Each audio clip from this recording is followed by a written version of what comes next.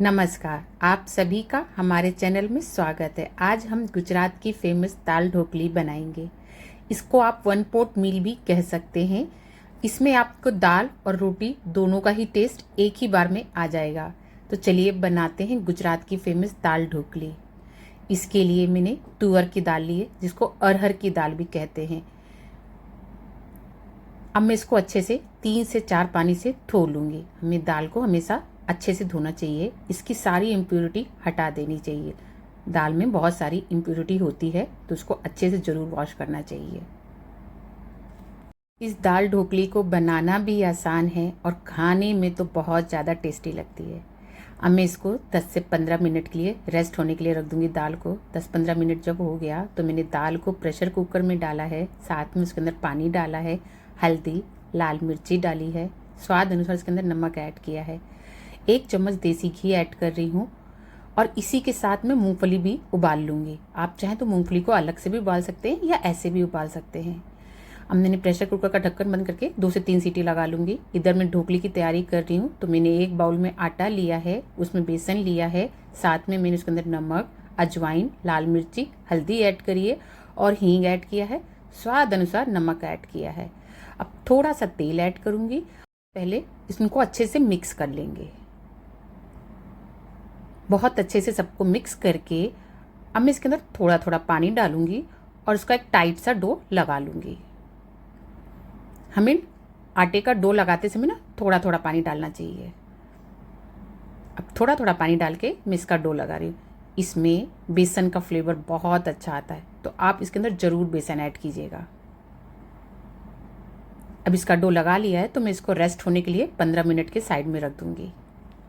आटे को जब भी रेस्ट करने के लिए रखें ना, तो ऊपर से इसको कवर ज़रूर कर दीजिएगा। इधर दाल बहुत अच्छे से उबल गई है, तो मैं इसमें से पहले मूंगफली की कटोरी बाहर कर रही हूँ। अब विस्कर की सहायता से दाल को अच्छे से मिक्स कर लूँगी।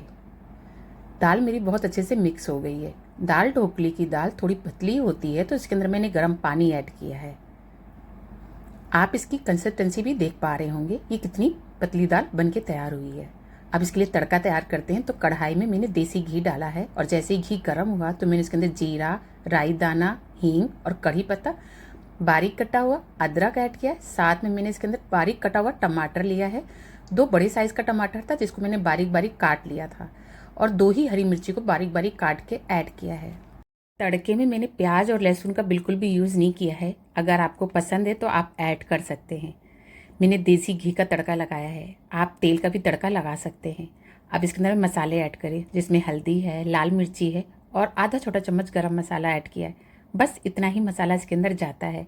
अब स्पैचुला की सहायता से अच्छे से टमाटर को मैश करते हुए हम मसाले को भून लेंगे। हमें स्पैचुला की सहायता से अच्छे से टमाटर को मैश करना है और जब मसाला अच्छे से भुन जाएगा तो इसके अंदर हम अपनी उबली हुई दाल ऐड कर देंगे। अब दाल को ऐड करके इसको लो फ्लेम पे पकाएंगे कुछ देर के लिए। दाल ढोकली की दाल थोड़ी पतली होती है कि जब इसके अंदर हम ढोकली ऐड करें ना, तो भी अच्छे से पकनी चाहिए। अब मैंने इसके अंदर हरा धनिया पत्ती ऐड कर दिया है। अभी से ये दाल बहुत ज़्यादा टेस्टी लग रही है, मन कर रहा बस इसको ऐसे ही खा लें। पर आज हम दाल ढोकली बना रहे हैं, तो इसके अंदर मूंगफली ऐड करेंगे, जो कि हमने दाल के साथ ही उबाली थी। इधर मैं अपना ढोकली वाला आटा ले रही हूँ, इसको एक बार अच्छे से नीट कर लूँगी। आप देख पा रहे होंगे कि मेरा आटा कितना सख्त है। ये बस बहुत थोड़ा सा ही सॉफ्ट हुआ है। हमें आटा ढोकली का थोड़ा सख्त ही गूंथना है। अब इसमें से मैं 2 लोइयाँ तोड़ लूँगी। अब एक लोई लूँगी, ये थोड़ी बड़े साइज़ की लोई है, इसकी एक बड़ी सी रोटी बेल लूँगी। इसमें हमें सूखा आटा बिल्कुल भी नहीं लगाना है। अगर आपको ज़रूरत हो तो फिर आप इसके अंदर घी या तेल भी लगा के हल्का हल्का इसको बेल सकते हैं। मैंने बहुत पतली रोटी बेली है। अब मैं इसको डायमंड शेप में कट कर रही हूँ।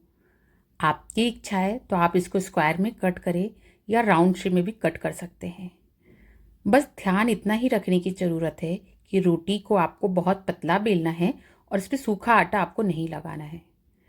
अब उबलती हुई दाल में मैं अपनी एक एक करके सभी ढोकली को ऐड कर दूंगी। इस समय गैस की फ्लेम बिल्कुल लो है और लो फ्लेम पे ही हम ढोकली को पकाएंगे।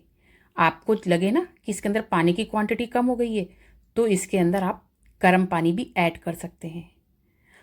हमें दाल को पतला ही रखना है। ढोकली को पकने में कम से कम 10 से 15 मिनट लगेगा। इसीलिए मैंने आपसे कहा कि दाल थोड़ी पतली रखिएगा, जैसे जैसे दाल पकेगी वो थोड़ी सी और गाढ़ी होगी। अब आप देख पा रहे हैं कि इसमें बबल आना स्टार्ट हो गया है और ढोकली हमारी जो अभी तक नीचे थी ये ऊपर आ गई है, मतलब हमारी ढोकली अच्छे से पक गई है। दाल ढोकली थोड़ी खट्टी मीठी होती है, पर हमारे यहाँ मीठा नहीं पसंद है तो मैं इसके अंदर गुड़ नहीं ऐड कर रही हूँ। अगर आपको खट्टी मीठी दाल ढोकली पसंद है तो आप इसके अंदर गुड़ ऐड कर सकते हैं। हमें नहीं पसंद है इसलिए मैं सिर्फ इसके अंदर नींबू का रस ऐड कर रही हूँ। पूरा एक नींबू का रस मैंने इसके अंदर ऐड कर दिया है।